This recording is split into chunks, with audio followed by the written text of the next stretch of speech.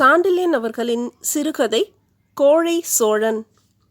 ஆதித்த குலத்தவனும் இணையிலா வீரனுமான சோழன் தித்தன் தனது அரண்மனை வாயிலில் புகும் முன்பு 4 திக்குகளிலும் தனது வீர விழிகளை செலுத்தினான். அரண்மனையிலிருந்த அரச வீதியிலும் கூட வாட்போர் வீச்சும் வேலெறி பந்தயமும் விற்போரும் மற்போருமாக பல வீர விளையாட்டுகள் அன்று நடந்து கொண்டிருந்ததை கண்ட தித்தன் மனதில் மட்டும் அவ்விளையாட்டுகள் எந்தவித மகிழ்ச்சியையும் அளிக்கவில்லை. இந்திர விழாவை முன்னிட்டு ஆண்டுதோறும் புகாரில் போலவே உறையூரிலும் நடந்து வந்த அந்த கோலாகல காட்சிகள், தூரத்தே காவிரி கரையில் அந்த நள்ளிரவிலும் நடந்து வந்த கேளிக்கை கூத்துகள், இவை அனைத்தின் ஒலிகள் கூட அவன் காதில் விழுந்தும் வீரனான தித்தன் மனம் சோகத்தில் ஆழ்ந்து கிடந்தது. உலகெல்லாம் தனது வீர புகழ் பாட உறையூரை ஆண்ட தித்தன் அன்று நாம் ஏன் இந்த பிறவி எடுத்தோம் என்று ஏங்கினான் உள்ளூர. ஏங்கியவன் கனத்த மனத்துடன் அரண்மனைக்குள் நுழைந்து காவலர் செலுத்திய வணக்கத்தையும் கவனிக்காது படிகளில் ஏறி முதல் உப்பரிகையை அடைந்தான். அங்கொரு திடீர் சிலிப்பொலி, பகடைகள் உருளும் சத்தம், இவற்றை காதில் வாங்கிய தித்தன் தனது மடியிலிருந்த குருவாளை எடுத்துக்கொண்டு அந்த ஒலிகள் வந்த இடத்தை நாடிச் சென்றான். அங்கு தலையில் பட்டு சீலையால் முக்காடிட்டு கொண்டு தோழியர் பலருடன் பகடைகளை உருட்டி கொண்டிருந்தான் அவனது ஒரே மகனான நற்கிள்ளி. அரசன் வந்ததை அவன் கவனிக்கவில்லை. ஆயினும் தோழிகளில் ஒருத்தி கவனித்ததால் பகடையிடத்திலிருந்து சரேல் என்று எழுந்திருக்க முயல அவள் சேலை முந்தானையை பிடித்து கொண்ட நற்கிள்ளி, எங்கே ஓடுகிறாய் பாதி ஆட்டத்தில், உட்கார் என்று அவளை வலிய இழுத்தான். வெற்றி கிடைக்கும் சமயத்தில் யார் விடுவான் உன்னை, உட்கார் என்று அதட்டினான் நற்கிள்ளி. இளவரசே விடுங்கள், பகடை வெற்றி ஒரு வெற்றி அல்ல, உங்கள் வெற்றி வீரத்தில் இருக்க வேண்டும் என்றாள் தோழி. நற்கிள்ளி வேகமாக நகைத்தான். அடி தோழி, பகடை வெற்றியிடம் வீரத்தின் வெற்றி பலிக்காது. சகுனி பகடையால் வெற்றி கொள்ளவில்லையா பாண்டவரை, நாடு கடத்தவில்லை அவர்களை என்றும் கூறி மீண்டும் பகடையை உருட்டினான். தலையிலிருந்து நழுவ இருந்த பட்டாடையையும் மீண்டும் இழுத்து போர்த்தி கொண்டான். இந்த சமயத்தில் தித்தன் குரல் கூறிய வாள் என நுழைந்தது அந்த உரையாடலுக்கு குறுக்கே. டேய் நற்கிள்ளி, விடு அவள் முந்தானையை என்றான் தித்தன் சினம் பீரிட்ட குரலில். தித்தன் குரலை கேட்டதும் நடுங்கிய நற்கிள்ளி பகடையை அவசர அவசரமாக எடுத்து மடியில் சொருகிக் கொண்டு போர்வையை நன்றாக போர்த்தி கொண்டு எழுந்து நின்றான். தந்தையே, தாங்களா என்று வினவினான் நற்கிள்ளி நடுக்கம் ஒலித்த குரலில். நான் தான், ஆனால் உன் தந்தை அல்ல என்றான் தித்தன். நற்கிள்ளியின் கண்களில் அச்சம் தெரிந்தது. நீங்கள் என் தந்தை இல்லையா என்று வினவினான் மெல்ல. இல்லை, சகுனிக்கு ஒரு தந்தை இருந்ததாக புராணங்களில் குறிப்பிடவில்லை. நான் என்று ஏதோ சொல்லத் தொடங்கினான். சகுனி பகடையில் வல்லவன், பெண்களிடையே பழகுபவன், குதிரையேற்றம் பயில வேண்டிய காலத்தில் குலாவுகிறாய் அரண்மனை சேடிகளிடம். வில்லையும் வாளையும் பிடிக்க வேண்டிய கைகள் பகடையையும் கழங்குகளையும் பிடிக்கின்றன என்ற மன்னன், டேய் நற்கிள்ளி, உன்னை அரண்மனை தோழிகள் என்னவென்று அழைக்கிறார்கள் தெரியுமா என்று வினவினான். என்னவென்று? நற்கிள்ளி அக்கம் பக்கத்திலிருந்த தோழிகளை நோக்கினான். அவர்கள் தலைகள் தாழ்ந்து கிடந்தன. கமல கண்கள் தரையை நோக்கின. மடையா, எப்பொழுதும் பெண்களைப் போல உடலை பட்டாடை கொண்டு போர்த்தியிருக்கிறாயல்லவா? ஆம், அதனால் போர்வை கோப்பெரு நற்கிள்ளி என்று அழைக்கிறார்கள். உன் கோழைத்தனத்துக்கு அரண்மனை தோழிகள் சூட்டியுள்ள பட்டம் அது. இதை வெறுப்புடன் சொன்னான் மன்னன். நற்கிள்ளி பக்கத்தில் இருந்த தோழியரை நோக்கினான். பட்டத்து இளவரசனான என்னையா அப்படி பழிக்கிறீர்கள் என்று வினவினான் அவர்களை நோக்கி. சமயத்தில் சுரீலென வாளை பாய்ச்சுவது போல கேட்டான் தித்தன், நீ பட்டத்து இளவரசன் என்று யார் சொன்னது என்று. நற்கிள்ளியின் கண்கள் சலனத்தை காட்டின. யார் சொல்ல வேண்டும்? நான் உங்களுக்கு ஒரே மகன் என்ற நற்கிள்ளியின் சொற்களை நீ என் மகன் அல்ல என்று முன்னமே சொன்னேன் என்று பாதியில் வெட்டினான் தித்தன். அப்படியானால்? நற்கிள்ளியின் குரல் நடுங்கியது. நீ நாடு கடத்தப்பட்டாய். நாளைக்கு பிறகு உறையூரில் நீ தலை காட்டினால் உன் தலை கொய்யப்படும். ஒரு கோழையை மகனாக தினம் காண்பதை விட காணாதிருத்தல் நன்று என்ற மன்னன் அவ்விடத்தை விட்டு வேகமாக அகன்றான். தோழியரும் பறந்தனர் அச்செய்தியை பட்டத்து அரசியிடம் சொல்ல. அரண்மனை உப்பரிகை கூடத்தில் தனியே நின்ற போர்வை கோப்பெரு நற்கிள்ளி சிறிது நேரம் சிந்தனையில் ஆழ்ந்தான். அவன் இதழ்களில் புன்னகை அரும்பிற்று. அவன் அழகிய கண்களும் சிரித்தன. போர்வையை நன்றாக போர்த்தி கொண்டு அவன் அரண்மனையை அடுத்திருந்த புறக்காட்டை நோக்கி சென்றான். காட்டுக்குள் புகுந்து சிறிது தூரம் நடந்ததும் தூரத்தே தெரிந்த ஒரு விளக்கை நோக்கி சென்று அங்கிருந்த சிறு வீட்டின் கதவை தட்டினான் மும்முறை. கதவை திறந்து தலையை வெளியே நீட்டினான் பிரம்மாண்டமான ஒரு மனிதன். அவன் உடற்கூறு இரும்பாயிருந்தது. சதைகள் கெட்டிப்பட்டு கிடந்தன. கன்னக்கதுப்புகள் பெரியதாக இருந்தமையால் கண்கள் சிறியதாக தெரிந்தன. இளவரசனை கண்டதும் வாருங்கள் உள்ளே என்று அழைத்துச் சென்றான் வீட்டிற்குள். கூடத்தை அடைந்ததும் கேட்டான், எங்கே வந்தீர்கள் இங்கே என்று. நல்ல செய்தி சொல்ல வந்தேன் என்றான் நற்கிள்ளி. என்ன செய்தி இளவரசே? என் தந்தை என்னை நாடு கடத்திவிட்டார். இதை கேட்ட அந்த மனிதன் சிறிதும் பதறவில்லை, பெருமூச்சு மட்டும் விட்டான். நீங்கள் நினைத்தது நடந்துவிட்டது என்று வினவினான் அந்த மனிதன். ஆம் என்றான் நற்கிள்ளி மகிழ்ச்சியுடன். இது சரியல்ல இளவரசே என்றான் அந்த மனிதன். பெருஞ்சாத்தனாரே, என் ஆசானான நீருமா இதை ஏற்க மறுக்கிறீர்? என் ஆசையை ஏன் தடை செய்கிறீர் என்று கேட்டான் நற்கிள்ளி. நீங்கள் உறையூரை விட்டு போவதால் என்று பெருஞ்சாத்தன் வாசகத்தை முடிக்காமல் விட்டான். ஒரு கோழையை உறையூர் இழக்கிறது. உலகம் ஒரு நிறுத்துங்கள் சாத்தனாரே, காலம் புதிரை அவிழ்க்கட்டும், நான் வருகிறேன் என்று நற்கிள்ளி ஆசானை வணங்கி விடைபெற்று வெளியே சென்றான். முக்காவல் நாட்டின் சிறப்புற்ற சிற்றூரான ஆமூருக்கு ஆண்டுதோறும் ஒரு அதிர்ஷ்டம் உண்டு. அந்த ஊர் முருகவேல் கோட்டத்தின் பெருந்திருநாளன்று அந்த நாட்டின் பல பகுதிகளிலிருந்தும் வணிகரும் வீரரும் கூடி முருகவேளை தொழுது அடுத்து வரும் ஆண்டை பயனுள்ளதாக செய்து கொள்ளும் வழக்கம் இருந்ததால் பெருங்கோழியூர் நாயகன் என்ற வீரர் பெருமானும் தனது நெடுநாளைய குறை ஒன்றை போக்கிக் கொள்ள தனது மகள் நக்கண்ணையுடன் ஆமூருக்கு வெளியே உள்ள தோப்பு வீட்டில் தங்கியிருந்தான். பெருந்திருநாளின் மாலை பூசை நடந்ததும் குறி சொல்லும் பூசாரி கர்ப்ப கிரகத்தை அடுத்த மண்டபத்தில் குழுமியிருந்த கூட்டத்தை கற்பூரத்தட்டுடன் அணுகி கூட்டத்தின் மீது கண்களை ஓடவிட்டான் ஒரு வினாடி. பிறகு தூரத்தே தோழியருடன் ஒரு தூணுக்கு அருகில் நின்று கொண்டிருந்த நக்கண்ணையை கை காட்டி அழைத்து, பெண்ணே, முருகவேல் அருள் உனக்கு கிட்டிவிட்டது. இன்னும் 10 நாள் இங்கேயே இருந்து கோட்டக்குளத்தில் நீராடி அவனடி வணங்கு. 10வது நாள் உன்னை மணப்பவன் உன் இல்லம் தேடி வருவான் என்று கூறி தட்டை நீட்டினான். நக்கண்ணையும் தட்டில் இருந்த விபூதியையும் குங்குமத்தையும் எடுத்து நெற்றியில் தீட்டிக் கொண்டாள். பிறகு தோழியருடன் தோப்பு வீட்டுக்கு திரும்பினாள். கோட்டத்தில் நடந்ததை தோழியர் எடுத்து கூற பெருங்கோழியூர் நாயகன் இரும்பூது எய்தி முருகவேளை மனதுக்குள் துதித்தான். என் குறை தீர்ந்தது அப்பனே என்று தனக்குள் சொல்லிக்கொண்டு பெண்ணின் தலையை கோதிவிட்டு, நக்கண்ணை, உன் புலமைக்கேற்ற புருஷன் நிச்சயம் கிடைப்பான் என்று ஆறுதல் கூறினான் அவளுக்கு. நக்கண்ணை தனது நளினமான அழகிய விழிகளை நிலத்தில் ஓட்டினாள். போன கோட்டங்கள் கணக்கில்லை, செய்த வழிபாடுகள் குறைவில்லை. 2 ஆண்டுகளாக நடக்காதது இப்பொழுது எங்கே நடக்கப் போகிறது என்று நினைத்தாள் நக்கண்ணை.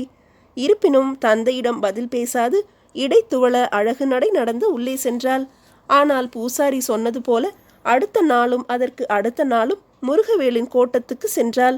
வாவியில் நீராடினால் அங்கிருந்த செங்கழு நீர் பூவை பறித்து தலையில் சூட்டிக்கொண்டு சன்னிதானம் சென்று வழிபாடும் செய்தாள். 8 நாட்கள் இப்படி ஓடியும் பலனேதும் இல்லை என்றாலும் தந்தையை திருப்தி செய்ய விரதத்தை விடாமல் தொடர்ந்து செய்து கொண்டு வந்தாள். 9வது நாள் ஒரு விதமாக வழி பிறந்தது. ஆனால் அது நல்ல வழியல்ல. அன்று காலை வழக்கம் போல வாவியில் நீராடி கரையில் தோழியர் தன்னை சுற்றி திரை போல பிடித்த பட்டாடைக்குள் ஈர ஆடையை களைந்து புத்தாடை சுற்றி கச்சு அணிந்து தலையில் செங்கழு நீர் மலர் சூடி வாவி படிகளில் ஏறினாள். அங்கு ஒரு மனிதன். அவனை ஏற இறங்க தீவிழி கொண்டு நோக்கினாள் நக்கண்ணை. யார் நீங்கள் என்றும் வினவினாள். ஊரில் யாரை கேட்டாலும் சொல்வார்கள் என்ற அவன் பதிலில் தற்பெருமையும் இருந்தது. அத்தனை போக்கிரியா நீ? இம்முறை மரியாதையை கைவிட்டு கேட்டாள் நக்கண்ணை. போக்கிரியா? வியப்பு இருந்தது அவன் கேள்வியில். பெண்களை வழிமறிக்கும் ஆடவருக்கு பெயர் வேறு ஏதாவது இருக்கிறதா? எதற்கும் ஒரு விளக்கு உண்டு பெண்ணே. அப்படியா? இது அப்படி என்ன விளக்கு? ஆம், உன் அழகு ஆமூர் மல்லனையும் இவ்வழிக்கு இழுத்தது என்றான் அவன். இவ்வூர் பெருமல்லரா நீங்கள்? ஆம், இதை பெருமையாக சொன்னான் மல்லன். அத்துடன் விடவில்லை அவன். உனக்கு மனை தேட 2 ஆண்டுகளாக உன் தந்தை முயலுவதாக கேள்வி. அந்த கஷ்டம் இனி இல்லை என்று அவரிடம் போய்ச் சொல். உன்னை பெண் கேட்க இன்று மாலை வருகிறேன் என்று கூறி வழியினின்று விலகினான் அவன். அன்று பெரும் சீற்றத்துடன் முருகவேளை நோக்கினாள் நக்கண்ணை. இவன்தான் நீ தரும் மணாலனா என்றும் வினவினாள் மனதுக்குள். முருகவேளின் வதனத்தில் புன்சிரிப்பு இருந்தது, கண்களில் அருள் இருந்தது. அந்த சிலை அவளுக்கு பதில் சொல்லவில்லைதான். ஆனால் அவனுக்கு பேச்சதற்கு விழிகள் போதுமே. இதை உணராத நக்கண்ணை ஆத்திரத்துடன் வீட்டை எய்தினாள். தந்தையிடம் நடந்ததை சொன்னாள். பெருங்கோழியூர் நாயகன் மனம் எரிமலையாக இருந்தது. அன்று மாலை ஆமூர் மல்லன் வந்தபோது வாயிலேயே நின்று விடை பகர்ந்தான். வல்லூரு புறாவை மணக்க முடியாது என்று. நாயக்கரே, ஆமூர் மல்லனை அவமதிப்பவர் செய்ய வேண்டிய கடமை ஒன்று இருக்கிறது என்றான் மல்லன். தெரியும், உன்னுடன் மற்போர் புரிய வேண்டும் என்றான் நாயகன். ஆம், நீயோ உன்னிடம் உள்ள மல்லரோ இன்றிலிருந்து 3வது நாள் ஆமூர் மற்போர் கூடத்துக்கு வாருங்கள் என்று கூறிவிட்டு அகன்றான் மல்லன். இதை கேட்ட நாயகன் தன் உயிர் இன்னும் 2 நாட்கள்தான் என்று தீர்மானித்து கொண்டான். ஆமூர் மல்லன் கிழித்தெறிந்த உடல்கள் பல என்பதை அறிந்த நக்கண்ணை அன்று முழுவதும் உறங்கவில்லை. 10வது நாளும் பிறந்தது. தோப்பு வீடு துன்பத்தில் ஆழ்ந்து கிடந்தது. அன்றும் முருகவேல் கோட்டத்திற்கு கிளம்பிய நக்கண்ணை வெறுப்புடனேயே கிளம்பினாள். தமிழ் புலமையை அன்று முருகவேலிடமே காட்டி இகழ்ச்சியாக பாடினால் உள்ளூர முருகன் முகத்தில் அதை கேட்டும் புன்முறுவல் இருந்தது. அன்று கடைசி தினம் ஆதலால் மாலையிலும் கோட்டம் வந்து விரதம் முடித்து தோழியருடன் வீடு திரும்பினாள். வீட்டின் திண்ணையில் தூணுக்கு அருகில் முக்காடிட்டு ஒரு உருவம் பதுங்கியிருந்தது. உடல் முழுவதும் பட்டுப்புடவை மூடி கிடந்தது. யார் என்று வினவினாள் நக்கண்ணை. பதில் கிடைக்காததால் பக்கத்தில் இருந்த ஒரு மரக்கிளையில் சிறிது உடைத்து அதன் உதவி கொண்டு முக்காட்டை தூக்கி பார்த்தாள். கரிய 2 விழிகள் அவளை நோக்கின. முகம் சந்திர பிம்பமாக இருந்தது. அது ஆடவன் என்பதற்கு ஒரே ஒரு அறிகுறி உதட்டின் மீது ஆழமாக வளர்ந்திருந்த அரும்பு மீசை. எழுந்திரு என்று அதட்டினாள் நக்கண்ணை. எழுந்தான் அந்த முக்காட்டு காளை. அவன் இடையில் ஒரு வாளும் இருந்ததை அவள் கண்டாள். அவன் எழுந்ததில் ஒரு கம்பீரமும் இருந்தது அவளுக்கு புலனாயிற்று. யார் நீ என்று மீண்டும் வினவினாள் நக்கண்ணை. அவளுடைய அழகிய விழிகளுடன் அந்த வாலிபன் தனது கண்களை கலந்தான் ஒரு வினாடி. அந்த வினாடியில் அந்த பார்வை மூலம் அவன் தன்னுள் புகுந்து விட்டான் என்பதை உணர்ந்த நக்கண்ணை நாணம் எய்தினாள். தோழி, அவர் யார் என்று கேள் என்று இம்முறை தோழியை ஏவினாள். தோழி திகைத்தாள். என்றும் யாரிடமும் நேராக பேசும் நக்கண்ணை அன்று தன்னை பேச ஏவியது திகைப்பாகவும் இருந்தது, வியப்பாகவும் இருந்தது அவளுக்கு. இருப்பினும் திகைப்பையும் வியப்பையும் உதறிவிட்டு கேட்டாள், யார் நீ என்று. கோழை சோழன் என்று பதில் சொன்னான் அவன். கோழை சோழனா? வியப்புடன் வினவினாள் தோழி. ஆம், நான் பட்டாடை போர்வையுடன் முக்காடிட்டு இருக்கவில்லையா என்று வினவினான் அவன். இருந்தாய் என்றாள் தோழி. அப்படிப்பட்டவன் தென்புலத்தில் ஒருவன்தான் உண்டு. அவன் என்று சொல்லி இழுத்தான். போர்வை கோப்பெரு நற்கிள்ளி என்று இடை புகுந்து வாசகத்தை முடித்த நக்கண்ணை அதிர்ச்சி வசப்பட்டாள். சோழ இளவல் இங்கு ஏன் வந்தார் என்றும் வினவினாள். நான் நாடு கடத்தப்பட்டேன் என்றான் இளவல். கேள்விப்பட்டோம் என்றாள் நக்கண்ணை. கோழைத்தனத்திற்காக என்று சொன்னான் இளவல்.